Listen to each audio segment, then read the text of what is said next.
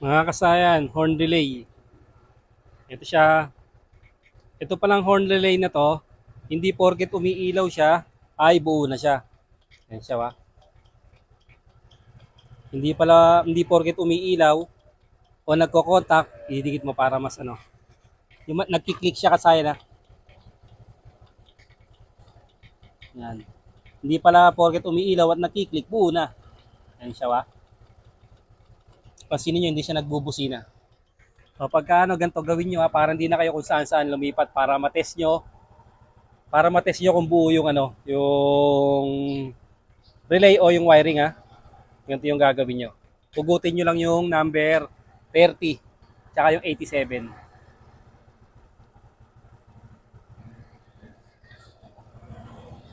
Pugutin lang yung 30 saka 87 ha.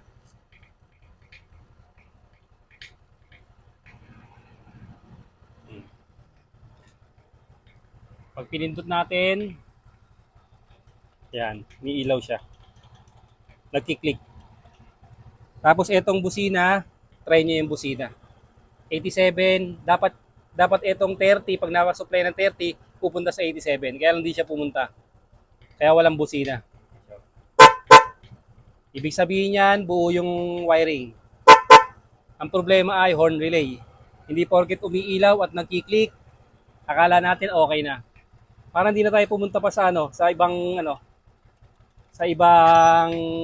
wiring. Magugulo yung wiring natin, kakahanap ng sira kung bakit hindi tumutunog ang ating busina.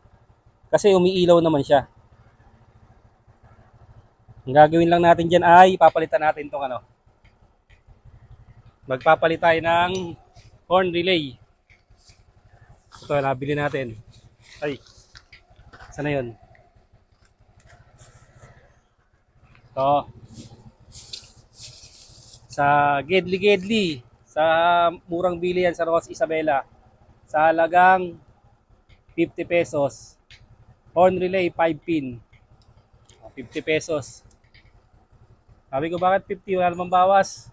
Kasi daw 5 pin. Sabi ko 4 pin na lang ka ako. Para 40. Kaya lang naubos na raw eh. Ito siya ba? Ilalagay natin kahit magkabaliktaran. Pero mas maganda kung may ilaw. Halimbawa may ilaw yung positive lalagay natin sa sa 86. Yan. Tapos 85. Pipindutin natin. Yan siya kasaya na. May ilaw din siya. Ngayon, kung halimbawa magkabaliktad naman kayo ng lagay,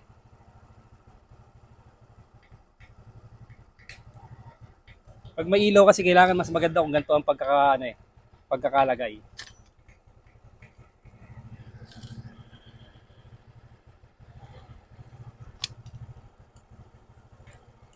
Kasi pag nagkabaliktad ng lagay, pansinin nyo.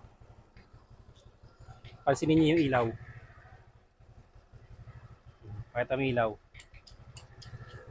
Ano yung ilaw? Late. Late yung ilaw. Ayan siya oh. Pwede rin.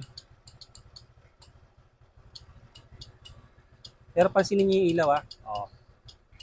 Okay, balik dati sa sa mas magandang forma.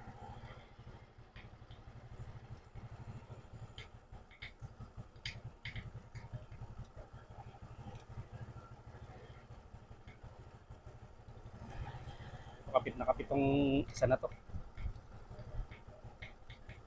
Anak ng patinga. Ito natin yan. Sa number 85. 85 yung negative.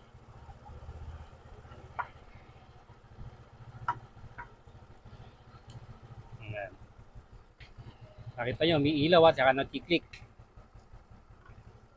Hindi na siya kamasya ba? Ito natin. Sa number 30. Ito yung 30 lagi yung pinaka sabitan.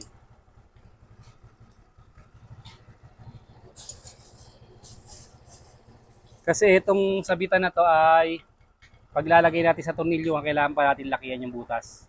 Ilalakihan muna natin bago natin siya ilalagay, bago natin ipopestron. 87 ito 87. Number 30 sa sabitan laging nandoon yung number 30. Huwag kayong malilito ron. O yan. Tapos, pag bumusina na tayo, okay na siya. Relay ang problema. Hindi porket umiilaw, goods pala siya. Kailangan palang tumawid. Yung 30, pag naglagay natin ng 30, kailangan tumawid sa 87 para magkabusina. Ayun, mas maganda pag gaganyan yung ilaw. Mas buo yung ilaw. Okay na kasayang, ganun lang ha. Hindi porket umiilaw ang ating relay ay buo na. I-test natin yung wiring para hindi tayo kung saan saan pumunta. Para mas madali nating matrace yung sira ng ating motor o yung wiring o busina. Ganito lang mga kasayan. Salamat sa panonood.